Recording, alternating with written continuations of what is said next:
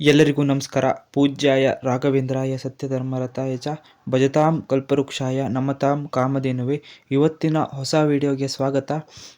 ಇವತ್ತಿನ ವಿಡಿಯೋ ಬಂದ್ಬಿಟ್ಟು ಅವರು ರಾಯರ ಭಕ್ತರು, ಅವರಿಗೆ ಅವರ ಜೀವನದಲ್ಲಿ ರಾಯರು ನಡೆಸಿದಂತಹ ಪವಾಡನ ನಾನು ಶೇರ್ ಮಾಡ್ಕೊತೀನಿ. ಅವ್ರು ನನಗೆ ತಿಳಿಸಿದ್ರು, ಈ ರೀತಿ ನನಗೊಂದು ಪವಾಡದ ಮುಖಾಂತರ ನನಗೆ ರಾಯರು ನನಗೆ ದಾರಿ ತೋರಿಸಿದ್ರು ಅಂತ ಹೇಳಿ ಅವ್ರು ನನಗೆ ಹೇಳಿದರು. ಅದನ್ನು ನಾನು ನಿಮ್ಮ ಮುಂದೆ ಶೇರ್ ಮಾಡ್ಕೊಡೋಣ ಅಂತಿದ್ದೀನಿ. ರಾಯರ ಭಕ್ತರು ಯಾರ್ಯಾರು ಇದ್ದೀರಿ ಅವರಿಗೆಲ್ಲ ಗೊತ್ತಾಗುತ್ತೆ ರಾಯರ ಮಹಿಮೆ ಏನು, ರಾಯರ ಯಾವ ರೀತಿ ಪವಾಡ ನಡೆಸ್ತಾರೆ ಅನ್ನೋದು ನಮಗೆ ಒಂದು ಊಹೆ ಮಾಡೋಕ್ಕೂ ಸಾಧ್ಯ ಇಲ್ಲ. ಹಾಗಾಗಿ ಒಬ್ಬರು ಸಿಸ್ಟರು ಅವ್ರ ಬದುಕಲ್ಲಿ ಆದಂತಹ ಪವಾಡನ ನನಗೆ ಹೇಳಿದ್ದಾರೆ. ಅದನ್ನು ನಾನು ನಿಮ್ಮ ಮುಂದೆ ತಿಳಿಸ್ತಾ ಇದ್ದೀನಿ. ಅವರು ಅಂದರೆ ರಾಯರ ಭಕ್ತರು, ಅವರು ಕೆಲಸನ ಹುಡುಕ್ತಾ ಇದ್ರು. ಆ ಕೆಲಸಕ್ಕೋಸ್ಕರ ಒಂದು ಎಕ್ಸಾಮಿಗೆ ಅವರು ಪ್ರಿಪ್ರೇಷನ್ ಮಾಡ್ಕೊತಿದ್ರು. ಅಂದರೆ ಅದಕ್ಕೆ ಬೇಕಾದಂತಹ ಒಂದು ವ್ಯವಸ್ಥಿತವಾದಂತಹ ಒಂದು ಪ್ರಿಪ್ರೇಷನ್ನ ಅವ್ರು ಮಾಡ್ಕೊತಿದ್ರು. ಹಾಗೆ ಅವರಿಗೆ ಒಂದು ಮನಸ್ಸಲ್ಲಿ ಅನಿಸ್ತೇನೋ ಗೊತ್ತಿಲ್ಲ, ಅದು ರಾಯರು ಅವ್ರ ಮನಸ್ಸಲ್ಲಿ ಬರುವಾಗ ಮಾಡಿದ್ರು ಅನ್ನೋದು ಅವರಿಗೂ ಗೊತ್ತಾಗಿಲ್ಲ. ಅವರು ಸೀದಾ ರಾಯರಿಗೆ ಅವತ್ತಿನ ದಿನ ಗುರುವಾರ ಆಗಿತ್ತಂತೆ. ರಾಯರಿಗೆ ಅಲಂಕಾರ ಎಲ್ಲ ಮಾಡಿ ರಾಯರ ವಿಗ್ರಹ ಅವ್ರ ಮೇಲೆ ಇರೋದಂತೆ. ಅವರು ರಾಯರ ವಿಗ್ರಹಕ್ಕೆ ಅಲಂಕಾರ ಎಲ್ಲ ಮಾಡಿ ರಾಯರ ಹತ್ರ ಹೂ ಪ್ರಸಾದ ಕೇಳಿದ್ರಂತೆ.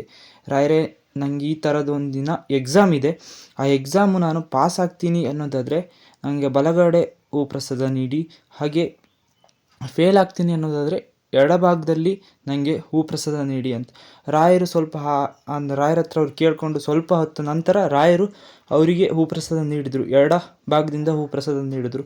ಅವ್ರ ಮನಸ್ಸಲ್ಲಿ ನಾನು ಎಲ್ಲೋ ಇಡತಿಗೆ ಮಿಸ್ಸಾಗಿ ಎಲ್ಲರೂ ತುದೀಲಿ ಕೂತಿತ್ತು, ಹಾಗಾಗಿ ನನಗೆ ಆ ಭಾಗದಿಂದ ನೀಡಿದ್ರು ಅನ್ನೋದೊಂದು ಮನಸ್ಥಿತಿ ಇತ್ತು. ಹಾಗೆ ಎಕ್ಸಾಮ್ ಕೂಡ ಬಂತು.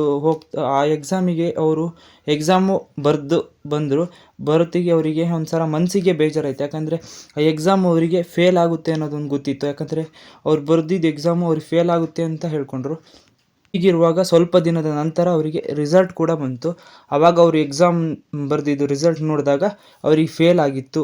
ಆವಾಗ ನನ್ನ ಗುರುಗಳ ಮೇಲೆ, ನನ್ನ ಆರಾಧ್ಯ ದೈವ ಶ್ರೀ ರಾಘವೇಂದ್ರ ಸ್ವಾಮಿಗಳ ಮೇಲೆ ನಾನೇ ಸಂಶಯ ಪಟ್ಟೆ ಅಲ್ಲ ಅಂತ. ಅವರು ನೀಡಿದ ಹೂಪ್ರಸಾದ ಸತ್ಯವಾಗಿತ್ತು.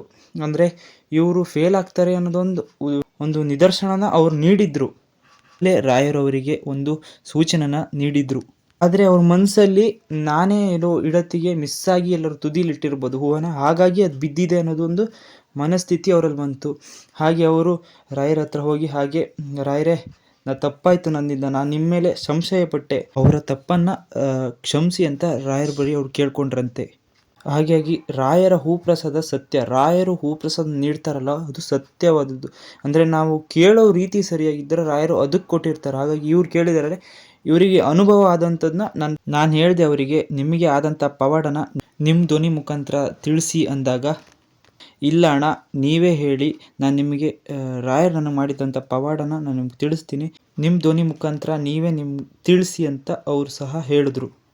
ನನ್ನ ಒನ್ ವ್ಯೂ ಕನ್ನಡ ಯೂಟ್ಯೂಬ್ ಚಾನಲ್ನ ಸಬ್ಸ್ಕ್ರೈಬರಿಗೆ ಎಲ್ಲರಿಗೂ ತಿಳಿಸೋಣ, ರಾಯರ ಮೇಲೆ ನಾವು ನಂಬಿಕೆ ಇಡೋಣ ಅಂತ ಹೇಳಿ, ನಿಮಗೂ ಸಹ ನಂಬಿಕೆ ಬರಲಿ ರಾಯರ ಮೇಲೆ ಅನ್ನೋದೊಂದು ಇದರಿಂದ ನಾನು ನಿಮಗೆ ಇವರಿಗಾದಂತಹ ಒಂದು ಪವಾಡನ ನಾನು ನಿಮ್ಮ ಮುಂದೆ ಶೇರ್ ಮಾಡ್ಕೊಂಡಿದ್ದೀನಿ.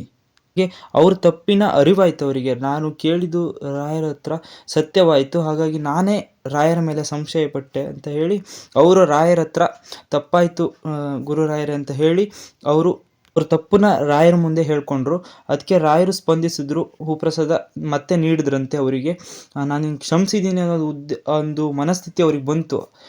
ಇದಕ್ಕೆ ರಾಯರು ನಂಗೆ ಹೂಪ್ರಸಾದ ನೀಡಿದ್ದಾರೆ ಅನ್ನೋದು ಅವ್ರಿಗೆ ಗೊತ್ತಾಯಿತು. ಹಾಗಾಗಿ ಅವರು ರಾಯರನ್ನ ಅವತ್ತಿನಿಂದ ಯಾವುದೇ ಒಂದು ಕೆಲಸ ಆಗಲಿ, ಏನೇ ಒಂದು ಉದ್ದೇಶ, ಏನೇ ಒಂದು ಆಗಲಿ, ಎಲ್ಲದನ್ನೂ ರಾಯರ ಮುಂದೆ ಶೇರ್ ಮಾಡಿಕೊಂಡು ಹೇಳ್ತಾಯಿದ್ರು.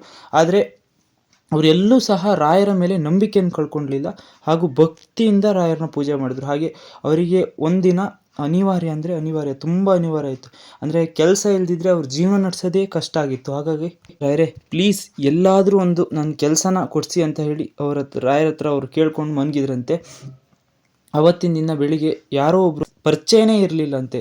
ಪರಿಚಯ ಇಲ್ದಿದ್ದವರು, ಇಲ್ಲಿ ಒಂದು ಕೆಲಸ ಇದೆ ನೀವು ಮಾಡಿ ಅಂತ ಒಂದು ಸೂಚನೆ ಕೊಟ್ಟರು. ಅದು ಅವತ್ತಿನ ದಿನ ಗುರುವಾರ ಆಗಿತ್ತು. ಇದೇ ನೋಡಿ ರಾಯರ ಪವಾಡ ಅಂತ ಹೇಳೋದು. ಎಷ್ಟು ನಾವು ಭಕ್ತಿಯಿಂದ ಹಾಗೂ ನಂಬಿಕೆಯಿಂದ ಪೂಜೆ ಮಾಡ್ತೀವಿ, ರಾಯರು ನಮಗೆ ಅಷ್ಟು ಬೇಗ ಒಲಿತಾರೆ. ಹಾಗೆ ನಾವು ಏನು ಕೇಳ್ಕೊಂಡಿರ್ತೀವಿ, ನಮ್ಮ ಕಷ್ಟಕ್ಕೆ ಏನೇನು ಬೇಕು ಅದು ಸರಿಯಾದ ಮಾರ್ಗದಲ್ಲಿ ಹಾಗೂ ಸರಿಯಾದ ರೀತಿಯಲ್ಲಿ ನೀಡ್ತಾರೆ. ಆ ಕ್ಷಣಕ್ಕೆ ಏನು ಬೇಕು ನಮಗೆ ಅದನ್ನು ರಾಯರು ನೀಡ್ತಾರೆ. ಹಾಗೆ ಇವ್ರ ಬದುಕಲು ಸಹ ಒಂದು ಸಣ್ಣ ಕೆಲಸನ ರಾಯರು ಕೊಡಿಸಿದ್ರು. ಇದರಿಂದ ಅವರ ನಂಬಿಕೆ ಇನ್ನೂ ಬಲವಾಗಾಯಿತು. ರಾಯರು ನನ್ನ ಜೊತೆ ಇದ್ದಾರೆ, ರಾಯರು ನನ್ನ ಕಷ್ಟಕ್ಕೆ ಸ್ಪಂದಿಸಿದರು ಅಂತ ಅವರಿಗೆ ಒಂದು ರಾಯರ ಮೇಲೆ ನಂಬಿಕೆ ಹಾಗೂ ಭಕ್ತಿ ಇನ್ನೂ ಜಾಸ್ತಿ ಆಯಿತು. ಅವತ್ತಿನಿಂದ ಇವತ್ತಿನವರೆಗೂ ಅವರು ರಾಯರನ್ನ ಸಂಪೂರ್ಣವಾಗಿ ನಂಬಿದ್ದಾರೆ. ಏನೇ ಕೆಲಸ ಆಗಲಿ, ಏನೇ ಒಂದು ಪ್ರಯತ್ನ ಮಾಡಲಿ, ಅದಕ್ಕೆಲ್ಲರಿಗೂ ರಾಯರ ಮುಂದೆ ಇಡ್ತಾರೆ. ಅವರು ರಾಯರ ಹತ್ರ ಹೇಳ್ಕೊಡ್ತಾರೆ ಅವ್ರ ಕಷ್ಟದ ದಿನಗಳು. ಹಾಗೆ ಅವರು ಪ್ರತಿನಿತ್ಯ ಏನೇನು ಮಾಡ್ತಾರೆ ಅದನ್ನೆಲ್ಲದೂ ಅವರು ರಾಯರ ಮುಂದೆ ಹೇಳ್ತಾರೆ.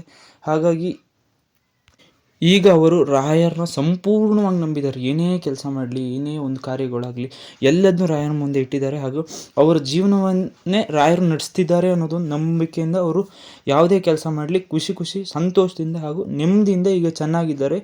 ಅದಕ್ಕೆಲ್ಲ ರಾಯರೇ ಕಾರಣ ಅಂತ ಅವರು ಈಗ ಹೇಳ್ಕೊಂಡಿದ್ದಾರೆ. ಅವ್ರ ಜೀವನದಲ್ಲಿ ಏನಾಗಿದೆ ಅದನ್ನು ನಾನು ನಿಮ್ಮ ಮುಂದೆ ಹೇಳಿದ್ದೀನಿ. ಹಾಗೆ ಇನ್ನೊಂದು ವಿಷಯನ ಅವ್ರು ಹೇಳಿದರು.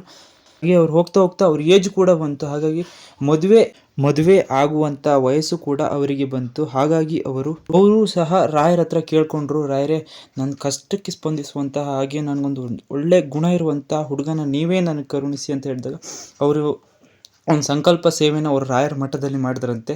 ಅದರಿಂದ ಅವರಿಗೆ ಒಂದು ಒಳ್ಳೆ ಗುಣ ಇರುವಂಥ ಹುಡುಗ, ಹಾಗೆ ಒಂದು ಒಳ್ಳೆ ಫ್ಯಾಮಿಲಿ ಅಂತ ಸಿಗುವಂಥ ಹುಡುಗನ್ನೇ ರಾಯರು ತೋರಿಸಿದ್ರು. ಹಾಗೆ ಈಗ ಅವರು ಖುಷಿಯಾಗಿದ್ದಾರೆ. ಇಬ್ಬರು ಗಂಡ ಹೆಂಡ್ತಿದ್ದಾರೆ. ಅವರು ಈಗ ಖುಷಿಯಾಗಿ ಸಂತೋಷವಾಗಿದ್ದಾರೆ. ಎಲ್ಲ ರಾಯರ ಅನುಗ್ರಹ, ರಾಯರ ಆಶೀರ್ವಾದ, ರಾಯರು ನನ್ನ ಜೊತೆ ಇದ್ದಾರೆ ಅಂತ ಹೇಳ್ತಾರೆ. ಅವರಷ್ಟು ರಾಯರನ್ನ ನಂಬಿದ್ದಾರೆ. ಹಾಗಾಗಿ ರಾಯರು ನಂಬಿದವ್ರನ್ನ ಯಾವತ್ತೂ ಕೈ ಬಿಡೋದು ಇಲ್ಲ. ಹಾಗಾಗಿ ನಾವು ಸಹ ರಾಯರನ್ನ ಸಂಪೂರ್ಣವಾಗಿ ನಂಬೋಣ ಹಾಗೂ ಭಕ್ತಿಯಿಂದ ರಾಯರನ್ನ ಪೂಜಿಸೋಣ. ಎಲ್ಲೂ ಸಹ ನಮಗೆ ರಾಯರ ಮೇಲೆ ನಂಬಿಕೆ, ರಾಯರು ಇಲ್ಲ ಅನ್ನೋ ಶಬ್ದ ನಮಗೆ ಬರಬಾರ್ದು. ರಾಯರು ನಮ್ಮ ಕಷ್ಟಕ್ಕೆ ಒಂದಲ್ಲ ಒಂದಿನ ಸ್ಪಂದಿಸ್ತಾರೆ, ನಮಗದಕ್ಕೆ ದಾರಿ ಮಾಡಿಕೊಡ್ತಾರೆ ಅನ್ನೋ ನಂಬಿಕೆಯಿಂದ ನಾವು ಮುಂದೆ ಹೋಗೋಣ ಅಂತ ಹೇಳುತ್ತಾ ಇವರಿಗೆ ಈ ರಾಯರ ಭಕ್ತರಿಗೆ ಆದಂತಹ ಪವಾಡನ ನಿಮ್ಮ ಮುಂದೆ ನಾನು ಶೇರ್ ಮಾಡ್ಕೊಂಡಿದ್ದೀನಿ. ಇವ್ರು ಹೇಳ್ತಿದ್ದಂತೆ ಈ ಪವಾಡ ನನಗೆ ಹೇಳ್ತಿದ್ರೆ ನನಗೆ ಒಂಥರ ಮೈಯೆಲ್ಲ ಒಂಥರ ರೋಮಾಂಚನ ಆಯ್ತು. ಯಾಕಂದರೆ ಅಷ್ಟು ಅದ್ಭುತವಾಗಿ ರಾಯರು ಪವಾಡ ಮಾಡಿದ್ದಾರೆ. ಒಂದು ಊಹೆ ಕೂಡ ನಾವು ಮಾಡಲು ಸಾಧ್ಯ ಇಲ್ಲ. ಈ ರೀತಿಯೂ ರಾಯರು ಪವಾಡ ಮಾಡ್ತಾರೆ ಅನ್ನೋದೊಂದು ನಮ್ಗೆ ಊಹೆನೂ ಕೂಡ ಮಾಡೋಕ್ಕೆ ಸಾಧ್ಯ ಇಲ್ಲ. ಹಾಗಾಗಿ ಅವರಂತೂ ಸಂಪೂರ್ಣವಾಗಿ ರಾಯರು ಬಿಟ್ಟರೆ ನನಗೆ ಯಾರೂ ಇಲ್ಲ ಅನ್ನೋ ಥರ ಒಂದು ಮನಸ್ಥಿತಿ ಬಂದಿದ್ರು. ಅಷ್ಟು ರಾಯರನ್ನ ನಂಬ್ತಾರೆ. ಹಾಗೆ ನಂಬಿಕೆ ಇಟ್ಟು ರಾಯರನ್ನ ಪೂಜೆ ಮಾಡ್ತಾರೆ ಭಕ್ತಿಯಿಂದ. ಹಾಗೆ ಈಗ ಅವರು ಗಂಡ ಹೆಂಡತಿ ಇಬ್ಬರು ಸೇರಿ ರಾಯರ ಪೂಜೆಯನ್ನು ಮಾಡ್ತಾರೆ. ಹಾಗಾಗಿ ಅವರು ಕೂಡ ಅವ್ರ ಕೈಲಾದಂಥ ಸೇವೆಗಳನ್ನ ಹಾಗೆ ವ್ರತಗಳನ್ನ ಮಾಡ್ತಾರಂತೆ. ಅವರು ನಂಗೆ ಇದನ್ನ ತಿಳ್ಸೋಕೆ ಹೇಳಿದ್ರು. ಹಾಗಾಗಿ ನಿಮಗೆ ತಿಳಿಸಿದ್ರು. ಅವರು ಅಷ್ಟು ರಾಯರನ್ನ ನಂಬ್ತಾರೆ. ಹಾಗಾಗಿ ಇವತ್ತಿನ ಈ ವಿಷಯ ನಿಮಗೆ ಇಷ್ಟ ಆಗಿದ್ದರೆ, ಈ ಪವಾಡದ ವಿಡಿಯೋ ನಿಮಗೆ ಇಷ್ಟ ಆಗಿದ್ದರೆ, ಹಾಗೆ ಇನ್ನೊಂದು ವಿಷಯ, ರಾಯರ ಒಂದು ಹೂಪ್ರಸಾದ ಬಗ್ಗೆ ಯಾವ ಸಂಶಯವೂ ಬೇಡ. ರಾಯರು ಹೂಪ್ರಸಾದ ನೀಡುವುದು ಸತ್ಯ. ಅದು ಬಲಭಾಗ ಅಥವಾ ಮಧ್ಯಭಾಗ, ಎಡಭಾಗ, ಯಾವ ಭಾಗದಿಂದ ನೀಡಿದ್ರು ರಾಯರು ನಮಗೆ ಒಳ್ಳೆಯದಕ್ಕೆ ನೀಡಿರ್ತಾರೆ. ಹಾಗಾಗಿ ರಾಯರನ್ನ ಹೂಪ್ರಸಾದಕ್ಕೋಸ್ಕರ ಪೂಜೆ ಮಾಡಬೇಡಿ. ಹಾಗೆ ನೀವು ಸಹ ರಾಯರನ್ನ ಆದಷ್ಟು ಭಕ್ತಿಯಿಂದ ಹಾಗೂ ನಂಬಿಕೆ ಇಟ್ಟು ಪೂಜೆ ಮಾಡಿ. ಹಾಗೆ ಇವತ್ತಿನ ಈ ವಿಡಿಯೋ ನಿಮಗೆ ಇಷ್ಟ ಆಗಿದ್ದರೆ ಈ ಒನ್ ವ್ಯೂ ಕನ್ನಡ ಯೂಟ್ಯೂಬ್ ಚಾನಲ್ನ ಸಬ್ಸ್ಕ್ರೈಬ್ ಮಾಡಿ. ಈ ವಿಡಿಯೋನ ಆದಷ್ಟು ಜನಕ್ಕೆ ಶೇರ್ ಮಾಡಿ. ನಾನು ಮತ್ತೊಂದು ವಿಷಯದೊಂದಿಗೆ ಸಿಗ್ತೀನಿ. ಅಲ್ಲಿವರೆಗೂ ಎಲ್ಲರಿಗೂ ಧನ್ಯವಾದಗಳು. ಹಾಗಾಗಿ ಈ ಪವಾಡದ ಬಗ್ಗೆ ಹೇಳಿದ್ರಲ್ಲ, ಅವರು ರಾಯರ ಭಕ್ತರು, ಅವರಿಗೂ ಕೂಡ ಒಂದು ಧನ್ಯವಾದಗಳನ್ನು ಹೇಳ್ತೀನಿ ನಾನು.